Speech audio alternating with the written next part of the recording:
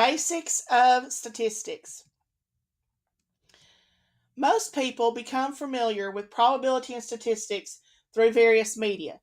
You can't hardly turn on the radio, watch television, surf the internet, read newspapers or magazines without encountering some form of statistics. For example, the cost of raising a child from birth to age 17 is $233,610, not including college expenses. Americans own 42% of the guns in the world. There are 2.3 million Google searches per second. Motorists spend on average 17 hours per year searching for a parking space. Almost 80% of time spent on social media platforms happens on a mobile device. The median age of a person living in Georgia is 35.3 years based on the 2010 U.S. Census report. Statistics is used on almost all fields of human endeavor. Probably the most common is sports. A statistician may keep records of the number of yards a running back gains during the football game, or the number of hits a baseballer gets in a season, how many wins a person has, who was the fastest runner, who was the fastest swimmer. Education. A teacher might want to know if new teaching methods are better than old ones. Criminal justice. A researcher uses a statistical model to predict increased risk of crime. Public health.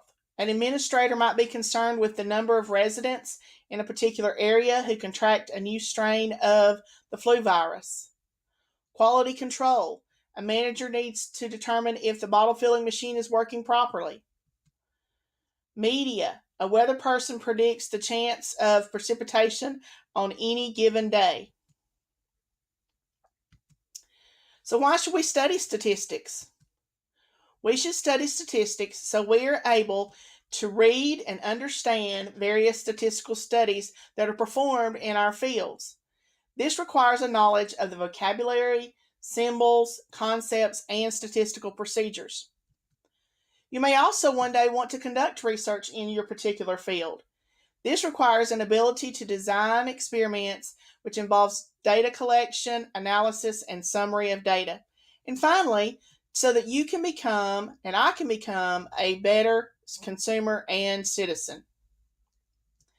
For most students, this will be their first true encounter with statistics.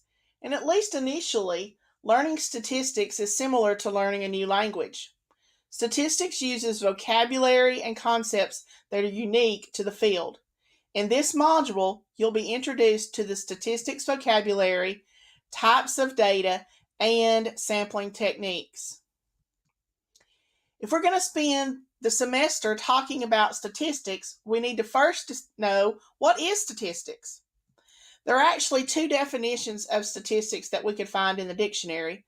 The first definition says, statistics is the science of gathering, describing, and analyzing data. It's like the umbrella over the whole field of the science of gathering, describing, and analyzing data. Notice that we use the word is, implying that the term statistics is singular, so it's considered a group or a single unit. The second definition is statistics are the actual numerical descriptions of sample data. Again, notice here the word is are, which is plural, and so we're looking at the individual pieces or the individual numerical descriptions for sample data. We're going to focus on, for now, definition 1, the actual science of gathering the data and collecting it. There are two primary branches of statistics. The first one is called descriptive statistics, and this is the branch that most people are familiar with and have some knowledge about when they think about statistics. Descriptive statistics is the branch or the area of statistics that involves the collection, the organization, summarization, and presentation of the data.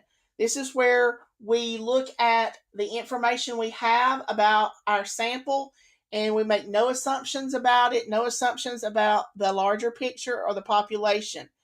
We use the data that we collect to create the pretty tables and graphs and numerical summaries that most people associate with statistics. Basically, with descriptive statistics, you're stating just the facts, nothing else. The second branch of statistics is inferential statistics. It's actually tied to the descriptive statistics branch because we use what we learn, the facts, to make inferences or generalized statements about the population, about the big picture. So we use what we learn from descriptive statistics to make inferences or statements about the population. In other words, we're interpreting the information about the sample and applying that to the population. This allows us to estimate the population parameters or the values associated with the large group. Throughout Module 1, at the end of this module, you should be able to demonstrate a knowledge of basic vocabulary of statistics, classify data by type and level of measurement, and identify simple basic sampling techniques.